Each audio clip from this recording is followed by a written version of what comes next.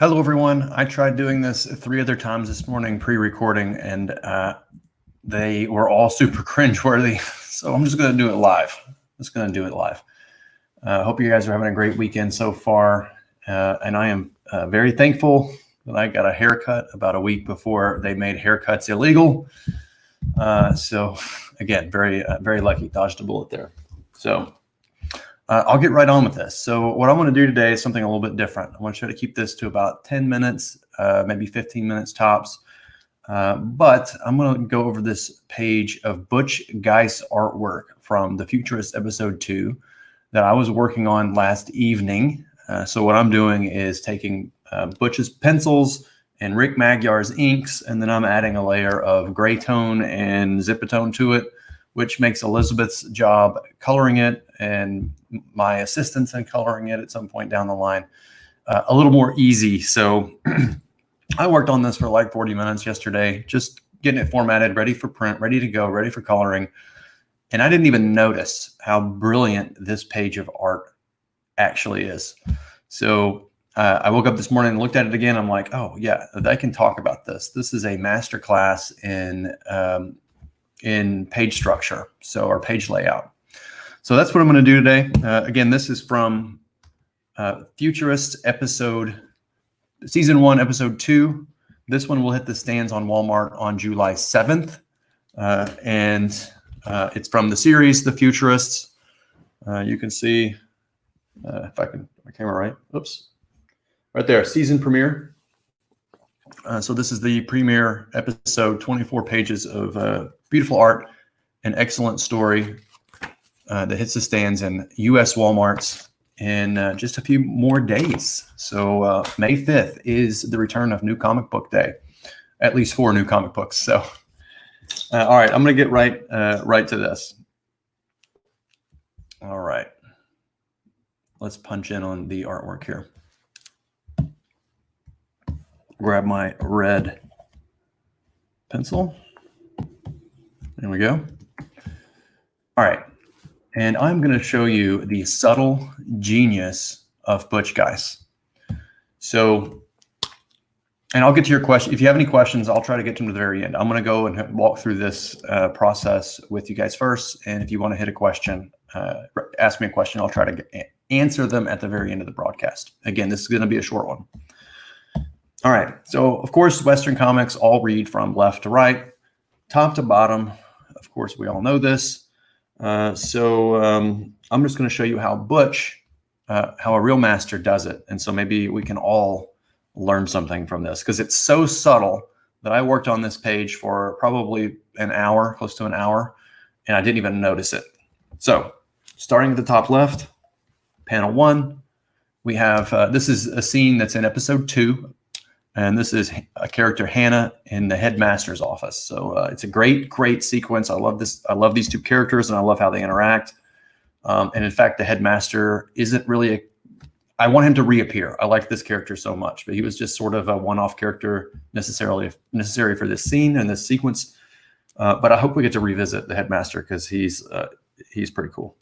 All right, so we start with this package that he's pulling out of the cupboard, and because Butch has. It's very important to this scene and this character. And you'll see why in the when you purchase the episode 2. So Butch starts with this on the very top left and letting us all know that this is important. All right, it's the very first thing you read, quote unquote, on the page. All right, so he takes this, pulls it down. You get to see his expression, and then Butch takes you into 2. Down into the, drawing your eye again through this V shape here, back to the package again, right? Which is very nicely placed between these two characters. So you get a sense of space, and they're still focused on the object, and the object is what's important to this sequence. So he really sells that in such a way that you don't even really notice. It's not really in your face. It's just all subconscious. So, and I did my best because I applied these grayscale effects and some of the zipatone over Rick Magyar's inks. So I did my best to accentuate this V shape that you can see here by the shadows, drawing your eye back down into the package and slightly to the left. And then you can see this clutter on his desk, which is a great touch. It really adds a lot of character to the headmaster. So that goes across his desk like this, leading you back over to this page. This is panel 3 here, to the left side of the page. And this is a more simple panel, but it's beautifully set up. So you have Hannah here, and her eyes are what tells the story. So she's looking down at the package, and it's something that clearly has an effect on her. So she's looking at the package as the headmaster slides it across his cluttered desk. So here's the package being slid across. So it's easy. You go back again from left to right, taking us into panel 4. Okay. Again, another brilliant shot for a couple of reasons. One being Butch pulls us back out of the sequence and reestablishes a sense of place and environment. So we maybe haven't seen what's outside for a couple of pages. So I think a page or two. And so he pulls back and says, okay, reminding us where we are in the world. We're at this school, and this informs this character, or both these characters in this scene, and reminds us of the time of day, all this kind of stuff. So we anchor visually the reader back into a sense of place. And the beautiful thing about comics is the balloons can just tail right out of the windows, and we can continue the conversation and never miss a beat. So the other brilliant thing going on here is the left to right motion caused by the perspective here. So he puts the horizon line about right here. Yeah, about right there. So this draws your eye this way, right there, going from left to right, and then back out towards panel 5, following this the fence line here, the edge of the fence line. So leading us appropriately back to the left side of the page, panel 5, where he does another masterful thing. Right. So we have this character exiting one room and entering another space. And this is brilliantly illustrated and inked illustrated by Butch and inked by Rick Magyar. And then I tried to accentuate this. She's going from this dark room into a brightly lit hallway. So I tried to amplify the contrast here a little bit with the grays. So again, following the perspective lines right here. So we're going deep into this scene, and from left to right, this way, following this character into the hallway, which naturally leads the eye from left to right, this way. And then he does the exact opposite effect on this sequence. So she's running into depth, into the scene, deeper into this panel. And then here's depth, and then she's coming out of it. So she's going from this area to this area, and then going from this area back. So he uses the same perspective effect of the window panes to create that story, right? So we're going from this space out here, and then Hannah here is caught by the headmistress, or the head nun of the school, rather seems brutally by the ear, and interrupted on her flight from the headmaster's office. So, and if you want to find out why her nose is a little jacked up, you'll have to read the storyline. So again, this is just something I noticed this morning. This is probably a nearly perfectly constructed page that takes a sequence that, handled by a lesser artist, could have been a little boring, or could have been very hard to draw. I mean, it's 6 static panels, all the same size. But in the hands of a master artist, he creates, something that's an immersive and incredible experience to participate in and to read. So I hope that you guys maybe learned something from that. Let me know if you like this kind of format, or if you want to talk more about some of the art that's being created for other books within Allegiance Arts. We have, of course, other great illustrators like Kelsey Shannon and David Williams involved in our initiative.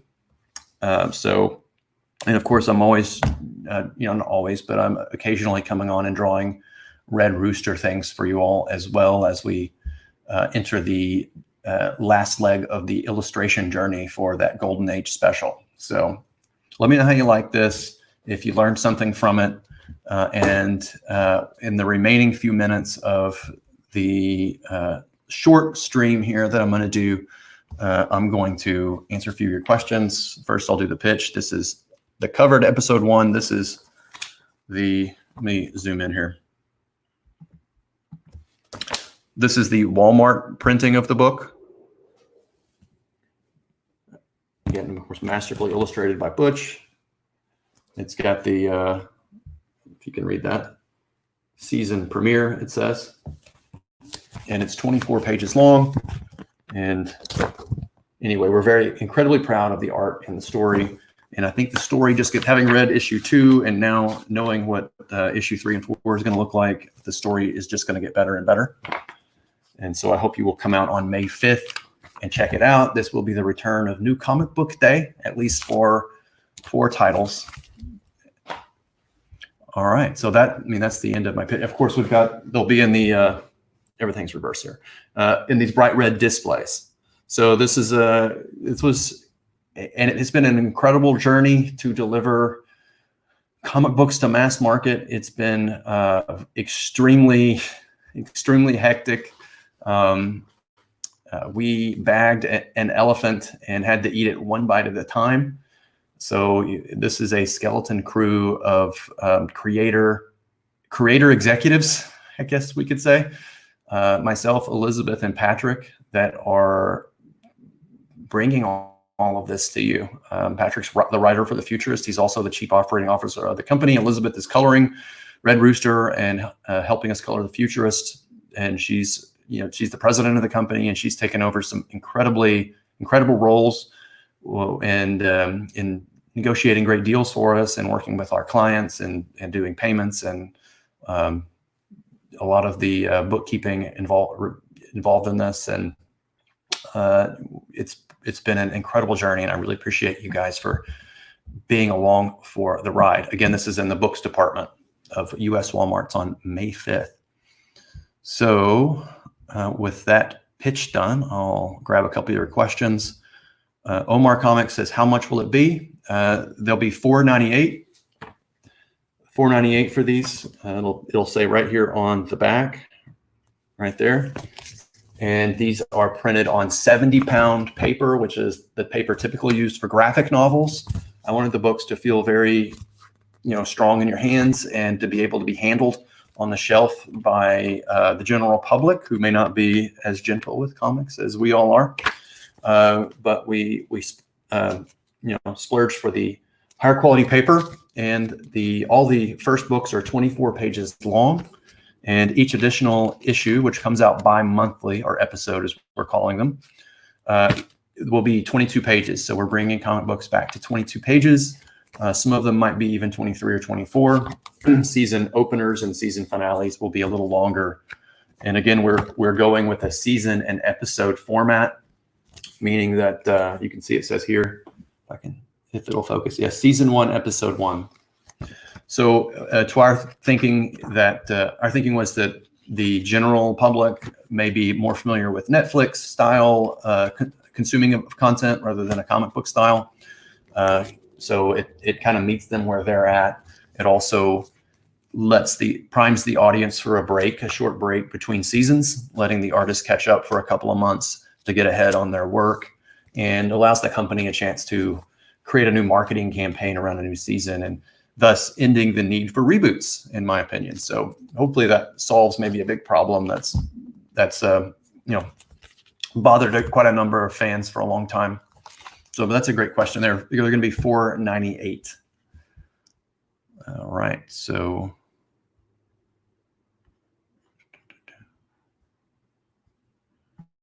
somebody asked, Red Rooster. Oh, nice name. Where's fulfillment on your Indiegogo campaign? I've not seen an update recently. So we're doing updates about once a month. I believe our Allegiance team sent an update about a week ago telling people that we were closing out the digital download, but it didn't have any specifics in it. There was an update about a month ago letting people know. It's been a busy month trying to get the launch prepared. So I will make an update soon. So we have trading cards designs, and I'll share those with you in the next update by our excellent designer, Chris Kendrick, who's responsible for a lot of the book design involved here with Allegiance Arts. So he's designed a trading card for us for Red Rooster. That's a complimentary gift for anyone that backed the campaign. He's also designed the sketchbook, the Red Rooster sketchbook, that's available to the second highest tier and above. Those are all mostly done. A few little editing things involved in that. And we'll be going, we've scheduled, we've discussed prices and scheduling with a printer for the supplementary items. And those will be going to print very soon. And as I announced on posting the episode 3 cover, which features Strong Boy on it yesterday, that I will be inking that episode in just a few short days, which marks the last leg of the journey for the art creation side of Red Rooster Golden Age. Again, we expanded that book from 60 pages to 68 pages to accommodate the story that we really wanted to tell, and also to break it up into three episodes for the Walmart customers. And again, we're going to be on Walmart May 5th. And also on walmart.com if you are in quarantine and you still want one of these books delivered shortly after, soon to your house. So you can do that on walmart.com. All right. So that answers that question.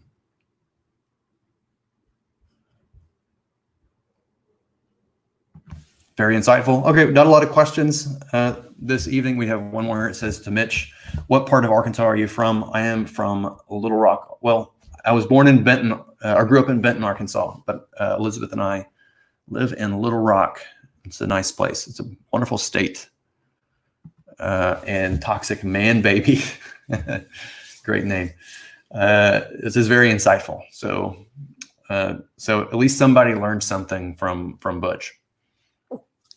All right, guys. Well, I appreciate you tuning in, and let me know if you like this kind of shorter broadcast, and if you want me to cover some of the more, maybe like a master